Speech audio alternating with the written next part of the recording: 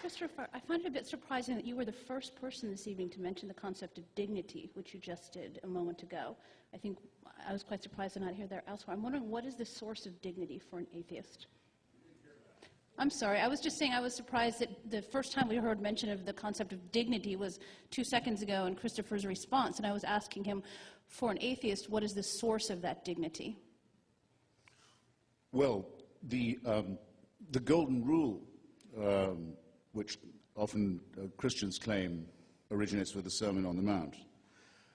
Jews tend to attribute to the Babylonian rabbi Hillel, but actually versions of it can be found as early as the Analects of Confucius and other doctrines, and it's probably the case that no human society has ever not had a version of it. It simply says that you expect others to treat you as you would wish them to be treated by you. Sometimes it's the other way around.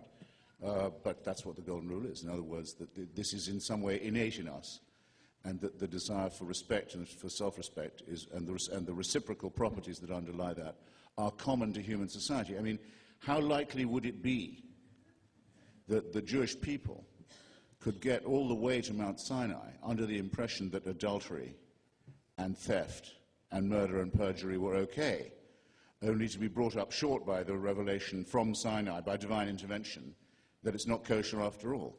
They couldn't have got that far if they'd been under any other impression.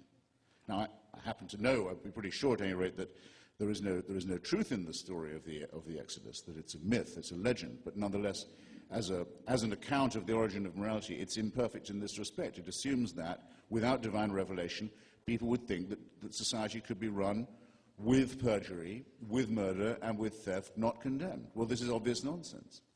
So we degrade ourselves by saying that we would not know what was innately of value to ourselves and to others, and in ourselves and others, if we didn't have the supernatural permission or supernatural injunction to believe it. And this is nonsense.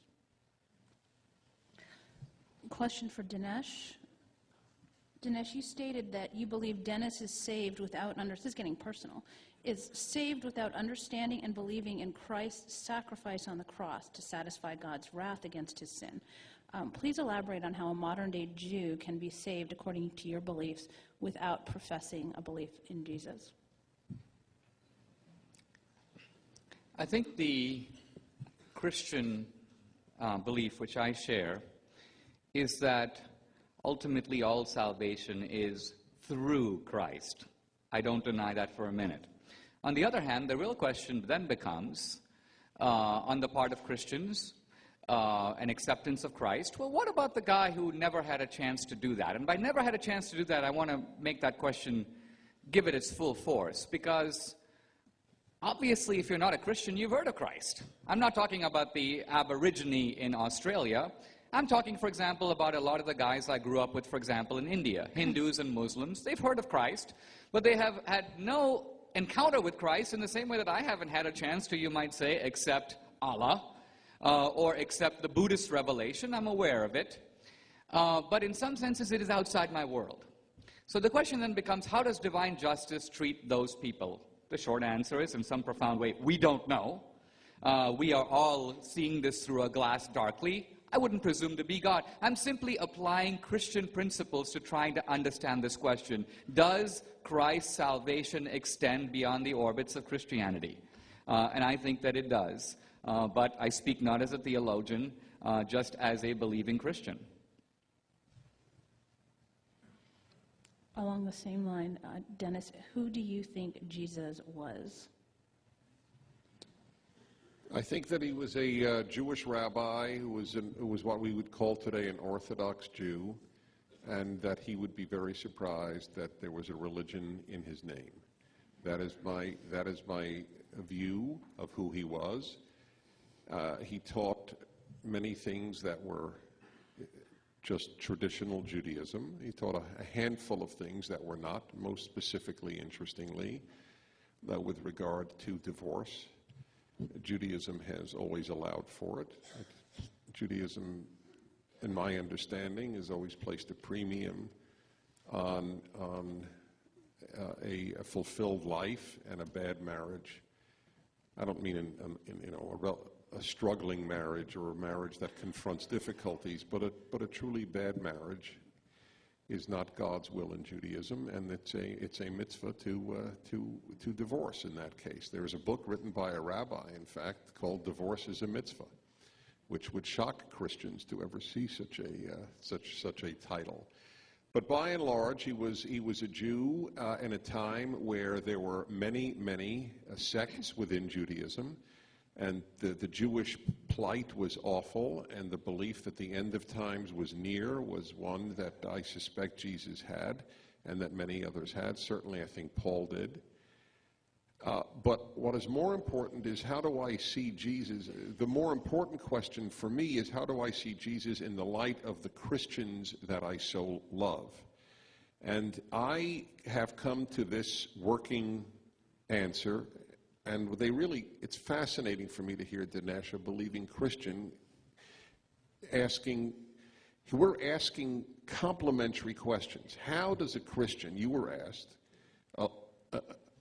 in any way say that somebody could be saved who did hear of Christ after? Not Aborigines could be saved. And I'm being asked, well, how does a Jew who doesn't believe in Jesus look at Christians? I mean, that's the more interesting question than how do I look at Jesus. To me, in any event, are they walking around believing in something untenable, silly? What do I believe? I have come to this conclusion: whatever belief brings you to the God of Israel, that I believe is indeed the true God, whatever belief brings you to that, and brings you to the goodness that is demanded by that God, has my blessings and has Judaism's blessings, and may very well be divine will. So I have an almost heretical view of Jesus to many Christians. I think he came to non-Jews. I don't think he came to Jews, because there would have been no reason for Jews at the time, no good reason, to have said, oh, look at that, God came.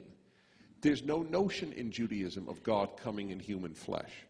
I argue with Jewish friends, interestingly, just had this argument this last Sabbath at our Shabbat meal. I said, I fully can entertain the idea that God can do anything, including come in human form. But that's separate from why Jews would have believed that at the time. There would have been no reason. Moreover, Judaism has always held that if the Messiah came, and that's an entirely separate belief from a divine belief in Jesus, which doesn't have a Jewish precedent of a human being God or a Trinity. These are new beliefs that Jews would have looked and said, gee, I don't know, what are you talking about? But I do believe that the Jews were not doing what they were supposed to do, which is to spread the belief in this one God to the world. And so some Jews, after all, Christianity is founded by Jews, some Jews took it upon themselves to take the Jewish God to the world, dropped circumcision, dropped the Jewish national identity, dropped most Jewish rituals, and said there is now a universal way to get there without all the difficulties of Jewish law, Jewish nationality, ethnicity, etc. And indeed, according to the greatest Jewish philosopher who ever lived, Maimonides, it was Christians have brought more people to the Torah than Jews have. That's a historical fact. So how can I look at Christianity? And I wrote a book, part of which is about Christianity and anti-Semitism. I don't deny it. I wrote a book in part on it. But what Christians did bad is a fact, and what Christianity did good is also a fact. I can chew gum and walk at the same time. And he was absolutely right about Henry Kamin's book on the Inquisition. And the constant raising of the Inquisition idea without people knowing the small number, every one of which is a defamation of Christianity and an evil beyond words, but nevertheless, in the annals of human evil is minuscule. This is where one needs to have a fair understanding. I see Christianity when it works as God's work. I do.